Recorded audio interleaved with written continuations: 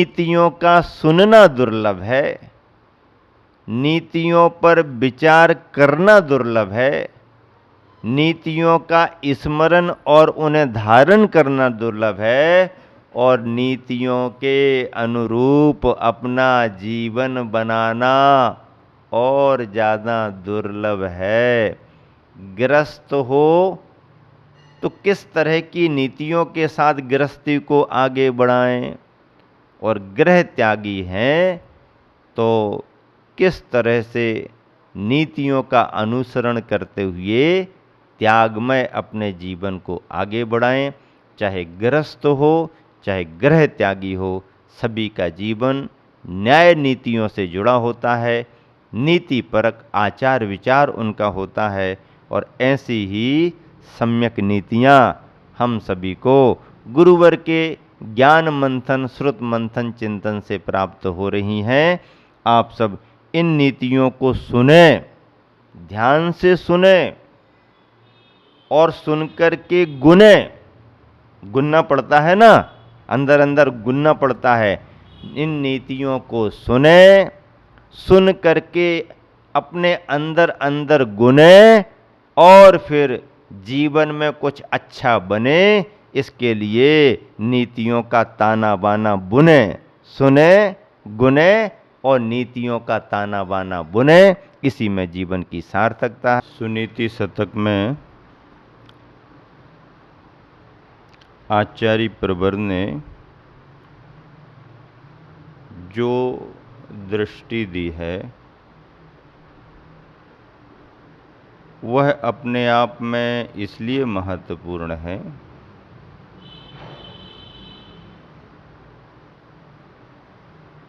कि नीतियां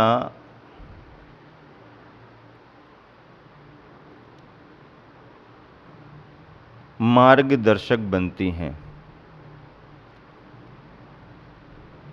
सूत्रों का काम करती हैं।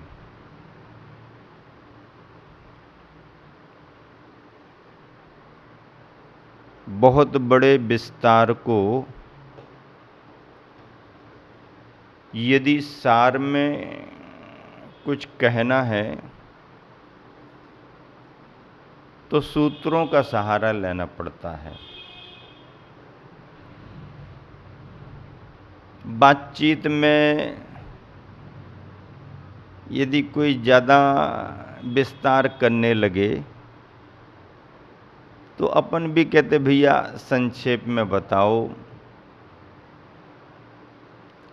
आप तो टू द पॉइंट बात करो, सूत्रों में अपनी बात कर दो। सूत्रों में बात करना कठिन होती है। एक बहुत बड़ी सभा में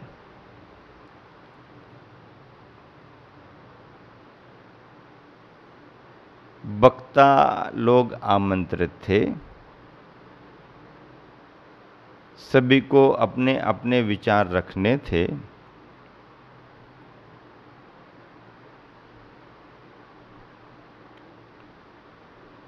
संयोजक सभी के समय को सुनिश्चित कर रहा था।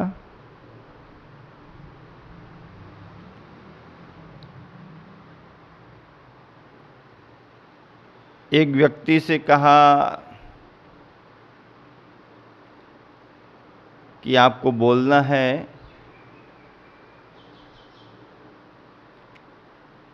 लेकिन आपको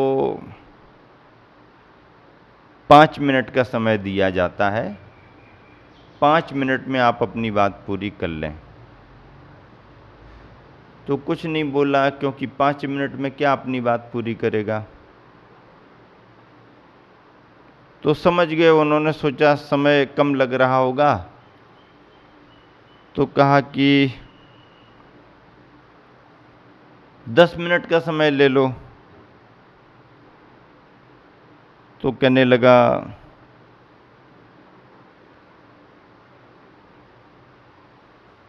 1 घंटे बाद कर देंगे।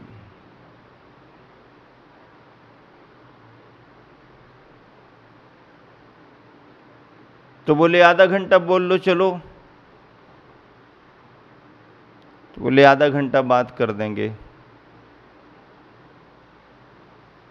तो अंत में कहने लगे चलो 1 ही घंटा बोल लो तुम। तो कहने लगे चलो अभी शुरू कर देते हैं।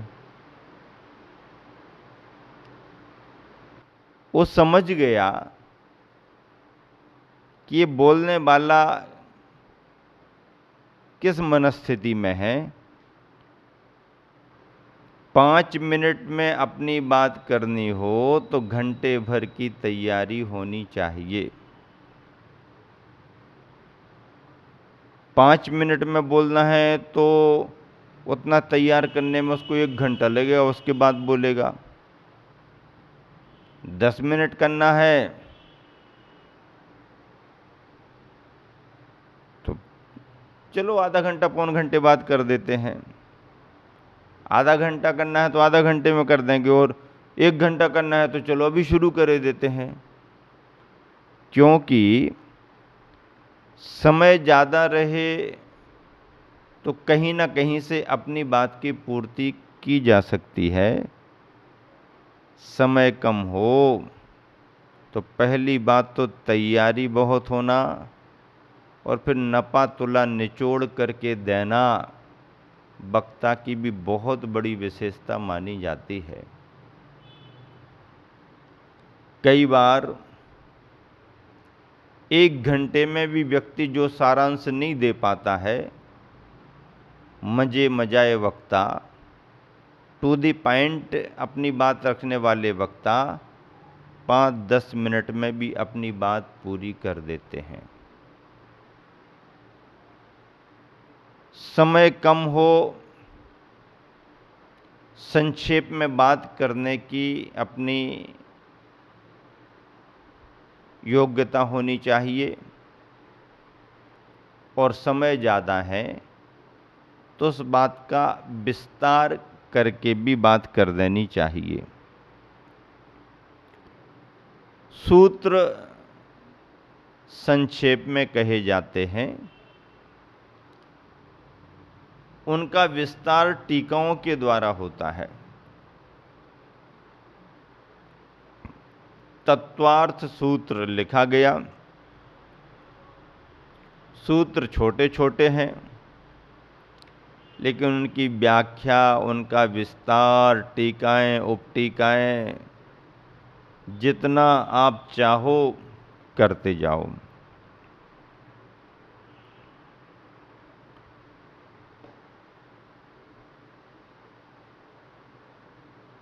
सूत्र और टीका में अंतर होता है, सार और विस्तार में अंतर होता है।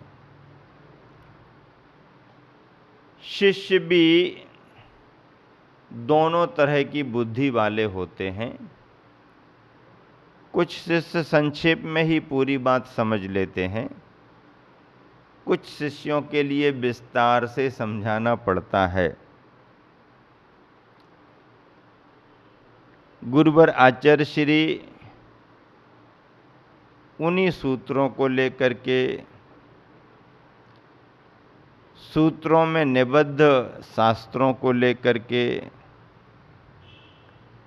अपनी नीति को आगे बढ़ा रहे हैं। नीति है वर्णस्य पात्रम किल विश्वशास्त्रम, मलस्य पात्रम तौरूपी गात्रम। वर्णस्य पात्रम किल विश्वशास्त्रम, मलस्य पात्रम तौरूपी गात्रम। चिद्वस्तु मात्रम हि सुखस्य पात्रम, सर्वं हि पात्रम स्मर्चेत शास्त्र। शास्त्र चेत शास्त्र, विश्वशास्त्रम समस्त शास्त्र यानी सभी शास्त्र, सभी ग्रंथ, किल वास्तव में, यथार्थ में वर्णस्य पात्रम वर्णों के, अक्षरों के पात्र हैं। शास्त्र बने कैसे? अक्षर अक्षर मिलकर के शब्द बनते हैं, शब्द शब्द मिलकर के पद बनते हैं, पद पद मिलकर के वाक्य बनते हैं, श्लोक बनते हैं, सूत्र बनते हैं, और ऐसे ही सूत्रों से, श्लोकों से, टीकाओं उपटीकाओं से ग्रंथ बन जाते हैं, शास्त्र बन जाते हैं। तो शास्त्र किसके पात्र हैं? वर्णों के, अक्षरों के पात्र हैं। शब्द भंडार शास्त्रों में भरा हुआ है, शब्द भंडार शास्त्रों में भरा हुआ है। शास्त्रों का अपना महत्व है। पहले तो श्रुत मौखिक मिला,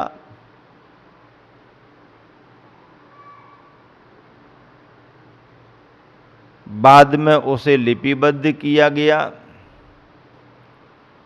और जो भी लिपिबद्ध किया गया श्रुत है आज शास्त्रों के रूप में हमारे तुम्हारे को उपलब्ध है।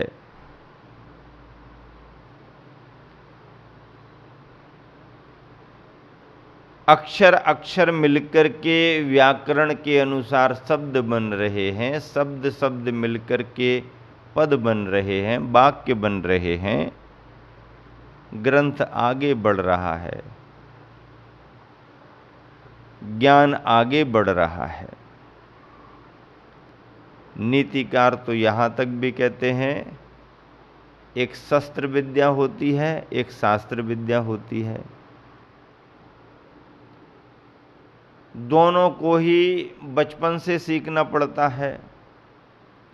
शस्त्र विद्या को भी बचपन से सीखना पड़ता है, शास्त्र विद्या को भी बचपन से सीखना पड़ता है। लेकिन दोनों विद्याओं में फर्क क्या है?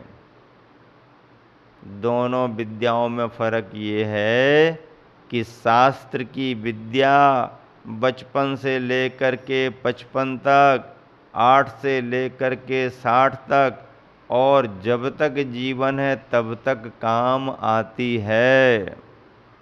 शास्त्र है, ज्ञान है, जीवन के आखिरी समय तक काम आता है। लेकिन शस्त्र विद्या बचपन में भले सीख ली गई हो, यौवन तक काम आ जाएगी, प्रौढ़ता में काम आ जाएगी, लेकिन वृद्धावस्था आते आते शस्त्र विद्या फिर हास्यास्पद हो जाती है, क्योंकि सामर्थ्य का अभाव होते ही शस्त्रों का उठाना, रखना, चलाना फिर संभव नहीं होता। दोनों विद्याओं में अंतर यही है कि शास्त्र की विद्या, ज्ञान जीवन के आखिरी समय तक काम आता है, लेकिन शस्त्रों की जो विद्या सीखी है, जो जवानी में शस्त्रों का उपयोग करते फुर्ती के साथ, वृद्धावस्था में जाकर के वो फुर्ती समाप्त हो जाती है और शस्त्र विद्या हास्यास्पद हो जाती है, काम की नहीं रहती है।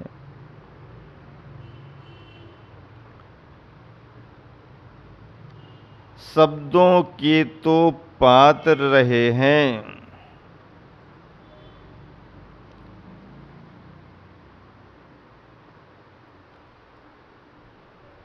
समस्त शास्त्र वर्णों के, अक्षरों के पात्र हैं।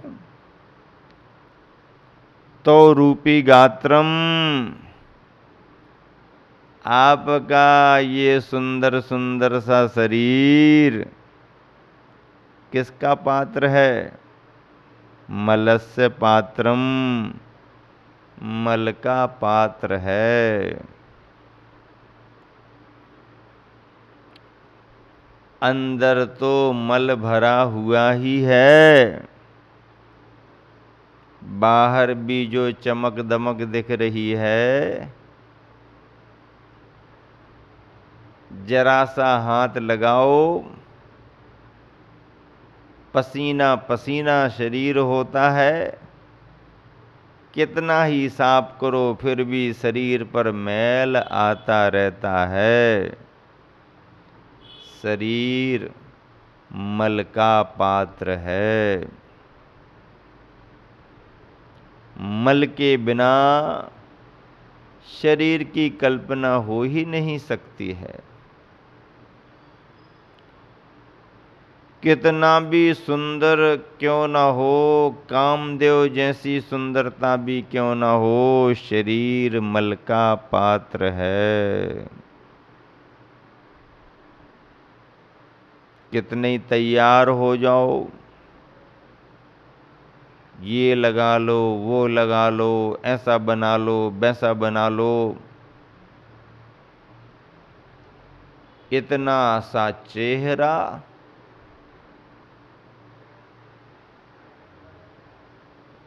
और चेहरे को बनाने के तरीके सैकड़ों। सिर के बालों की डिजाइन तो देखो तुम, सिर के बालों की डिजाइन तो देखो, कितने प्रकार की डिजाइन है, कितने कितने तरीके की डिजाइन है। गजब करता है आदमी। चेहरे के सामने मुख दाढ़ी मूछें इतनी सी और डिजाइनें ढेर सारी। समझ में ही नहीं आता कितनी प्रकार की डिजाइन है। हर 2-4-6 महीने में डिजाइनें बदलती जाती। कितना ही कुछ भी तुम करो, ये तुम्हारी जो सुंदरता दिखाई दे रही है स्थायी नहीं है।